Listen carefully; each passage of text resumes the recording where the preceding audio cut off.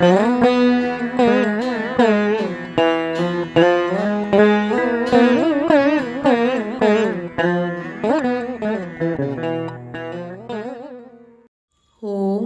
ஸ்ரீ திரு அண்ணாமலையாரே போற்றி போற்றி, அருணாச்சலேஸ்வரரே போற்றி போற்றி. திரு அண்ணாமலை எனும் ரூபத்தினில் அருணனாம் கதிரவனை போன்று வீற்றுள்ள அண்ணாமலையார் உரைக்கின்றேன். மானுட ஆன்மாக்களுக்கு இத்தருணத்தில் யாம் எமது 7 தன்மைகளை விளக்க உள்ளோம். ஏன் எமது தன்மைகளை உணர வேண்டும்? ஏனெனில் நிகழவுள்ள நிகழ்வுகள் அறிவிற்கு உகந்ததாக அமையப் பெறுவதில்லை. யுக மாற்றம் என்பது மனித அறிவின் பெருக்கத்தினாலும் அதன் அகங்கார கழிவுகள் கூடுவதினாலுமே உருவாகின்றன. ஒரு மனிதனின் புறத்தன்மைகள் அறிவினால் மாற்றமடைந்து கொண்டே இருக்கும். அகத்தன்மைகளோ ஆழமானவை. அவை எளிதினில் மாற்றமடைவதில்லை. இறைவன் எனும் நிலையும் தெய்வங்கள் எனும் நிலையும் மனிதர்களின் அகத்தன்மையினை தனது புறத்தன்மையாக கொண்டிருக்கும். தெய்வ நிலைகளின் அகத்தன்மை என்பது மாறாத தன்மை கொண்டது. எனினும் இறைவனாம் தெய்வங்களின் அகத்தன்மையும் தெய்வங்களின் புறமாகவும் மானுடர்களின் அகமாகவும் விளங்குகின்ற அற்புத தன்மையும் மானுடர்களின் புறத்தன்மையும் 3 வெவ்வேறு நிலைப்பாடுகளாகும். அவை யாவும் ஒற்றை நேர்கோட்டினில் இணைந்தால் என்ன நிகழும்? எப்பொழுது இணையும்? மகா சிவராத்திரி என்றே போற்றப்படுகின்ற தருணத்தில் இவை யாவும் முழுமையாய் இணையும். இறைவனின் அகத்தன்மையும் மானுடர்களின் புறத்தன்மையும் ஒருங்கிணைந்தால் பல அற்புத நிலை மாற்றங்கள் உருவாகும். மனிதர்கள் சில மணித்துளிகள் இறை தன்மையை உணர்வதும் இறைவன் சில மணித்துளிகள் மனிதனின் புறத்தன்மையினை உணர்தலும் நிகழ்ந்தேறிடும். ஏனெனில் சூரியனின் மைய மூல ஆற்றல்களிலிருந்து வெளிப்படும் காந்த பாதரச ஒளியானது புவியின் மூல மையத்தினை அடைந்து கலப்புறும். புவியின் ஒவ்வொரு சுழற்சி ஆண்டிலும் ஒரு முறை சூரியனின் மையத்தோடு புவியின் மையமும் நேர்கோட்டினில் கலப்புறும் உன்னத நிகழ்வுகள் நடைபெறும். அதனையே மகா சிவராத்திரி என்றே போற்றி அழைக்கின்றனர். அகத்திய ரிஷிகளின் அருளாசியினை பெற்ற ஆன்மாக்கள் அவரது ஆன்ம துளிகளையே பரிசாக ஏற்க உள்ளனர். இதன் மூலம் நிகழ உள்ளது யாது? ஒரு மகரிஷியின் ஆத்ம துளி எவ்விதம் மானுட ஆன்மாவோடு கலப்புறும்? ஏன் கலப்புற வேண்டும்? யாம் உரைத்தபடி சூரியனின் மையமும் பூமியின் மையமும் ஒன்றிணைவதினால் இறை சக்தி நிறைந்த உயரான்மாக்களும் மானுட ஆன்மாக்களுமே எளிதாய் ஒற்றை ஒளி இழையினில் ஒன்று கலக்கும். மகா சிவராத்திரி எனும் அற்புத தருணத்தில் நிகழும் நிகழ்வு என்பது அனைத்து ஆன்ம அணுக்களும் பரமாத்மாவின் ஈச ஆற்றலால் உருகிய நிலையில் நிலைத்திருப்பதாகும். உருகிய அணுக்கள் ஒன்றோடு ஒன்று எளிதாய் ரசமாய் கலப்புறும். எனினும் உணர்ந்து நிலைப்பவர்கள் இறை சக்தியின் பெருக்கத்தினை உணர்வர். உறக்கத்தினை தவிர்த்து விழிப்புணர்வோடு நிலைப்பவர்கள் தங்களுடைய ஆன்மாவின் உருகிய நிலையினையும் உணர்வர், தெய்வங்களின் உருகிய நிலையினையும் உணர்வர். மகா சிவராத்திரி எனும் தருணத்தின் இரவு பொழுதுகளில் கால பைரவர் அருளிய தியான நிலைகளை ஏற்று பூஜிப்பவர்களும் ஏனைய ஆன்மாக்களும் தங்களது ஆன்மாவின் உருகிய தன்மையினை உணர வேண்டியதே மிகவும் அவசியமாகும். எமது 7 வகை தன்மை என்பது யாது? எவ்விதம் உணர்வது? ஏன் உணர வேண்டும்? அண்ணாமலையாராகவும் ஆதி சிவனாகவும் நிலைக்கின்ற எமது தன்மையின் முதல் பிரிவு என்பது உருகிய ரச ஒளி என்பதே ஆகும்.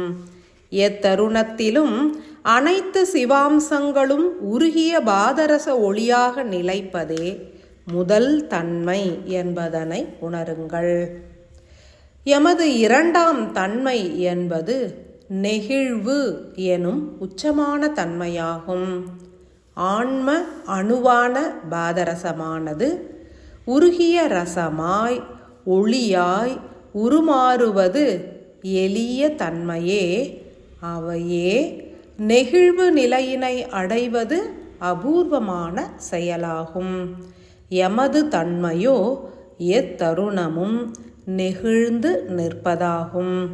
ஒரு உருகிய பாதரச ஒளியும் மற்றொரு உருகிய பாதரச ஒளியும் சீராய் ஒன்று கலப்பதே நெகிழ்வு எனும் தன்மையினை உருவாக்கும்.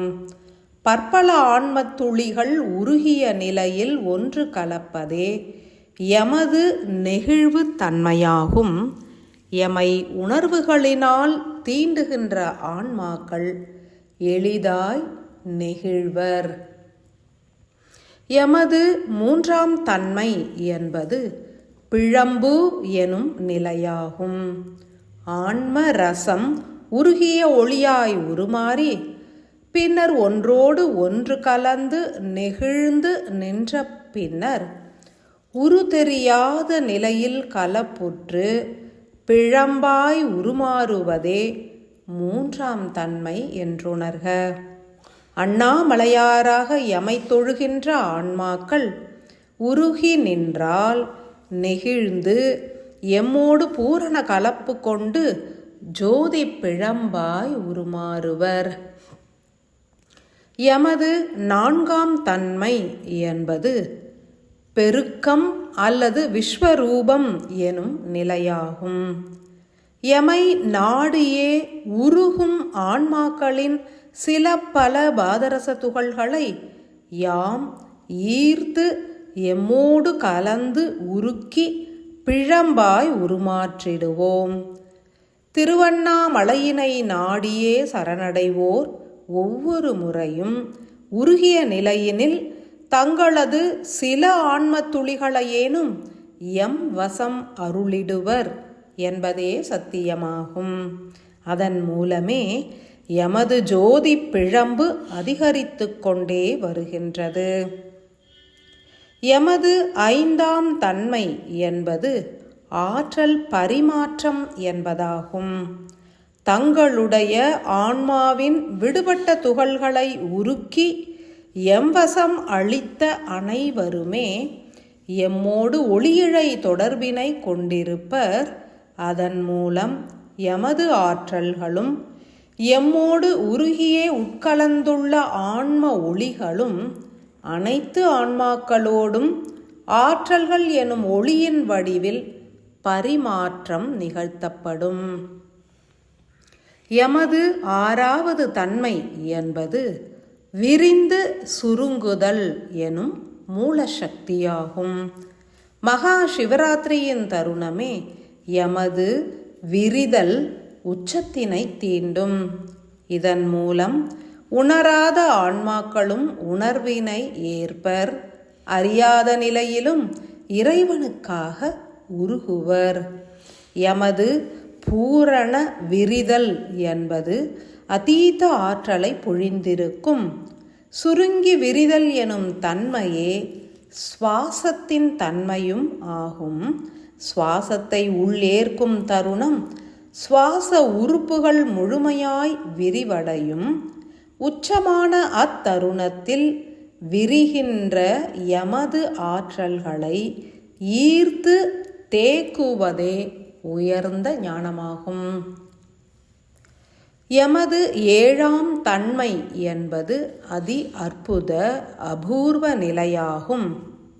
ஆதி சிவனாரோடு எண்ணங்களால் உருகி கலந்து சொல் செயல் எனும் தன்மைகளினாலும் ஒன்று கலந்து உருகி நெகிழ்ந்து பிழம்பாய் உட்கலக்கும் ஆன்மாக்கள் துகள்களாய் அன்றி முழுமையாக எம்முள் ஈர்க்கப்பட்டு உட்கலப்பர். இவ்வேழு தன்மைகளையும் வெளிப்படுத்தும் யாம் முழுமையாக விரிந்து எம்மோடு எண்ணங்களால் உருகி கலக்கும் ஆன்மாக்களை ஈர்த்து பூரணமாய் உட்கலந்து செயல் புரிவோம். கால பைரவரின் தியான நிலைகளை ஏற்கும் தருணம் யாம் அருவ சக்தியாய் உட்கலந்து அனைவரையும் பூரணமாய் ஆட்கொண்டிடுவோம். மீண்டும் ஓர் சிவராத்திரி நிலை இவ்விதம் உருவாகாது என்பதனை உணர்ந்து அனைவரும் உருகியே உட்கலக்க வேண்டும். மற்றுமோர் மகா சிவராத்திரி உருவாகும் முன்னர் பற்பல சக்தி மண்டலங்கள் இயக்கப்படல் வேண்டும். அதன் மூலமே எண்ணற்ற ஆன்மாக்கள் உருகி உட்கலப்பர். மானுடர்களின் அறிவு நிலை ஏற்கும் வண்ணம் பயிற்சி நிலைகளை அருளிடும் அகத்திய மகரிஷிகளோடு பூரணமாய் கலப்பு கொண்டு அனைவரும் இறை பணியினை ஏற்றிடுங்கள். அவதாரமாய் உருக்கொண்டு மானுடராகவும் ரிஷிகளாகவும் ஓர் தெய்வமாகவுமே இயங்கிடும் அகத்தியர் கலியுகத்தினை நிறைவு செய்திடவும் சத்திய யுகத்தினை நிலைநாட்டிடவும் ஓர் உன்னத இயக்க நிலையினை ஏற்றுள்ளார். தெய்வங்களின் கூட்டான இயக்கு சக்தியினை அகத்தியரின் ஆற்றல்களை பெற்ற மானுட ஆன்மாக்கள் அறிவினாலும் உணர்ந்திருப்பர். ஆன்மாவினை உருக்கி ஒளியாய் உள்ளேற்று உயிரணுவினை ஒடுக்கி ஆன்மாவோடு கலப்புறச் செய்து உடலின் இயக்கத்தினை ஆன்ம சக்தி கொண்டும் இறை சக்தி கொண்டும் சூன்ய சக்தி கொண்டும் இயக்கினால் மனிதர்கள் தெய்வத்தன்மையினை பெற்றிடுவர்.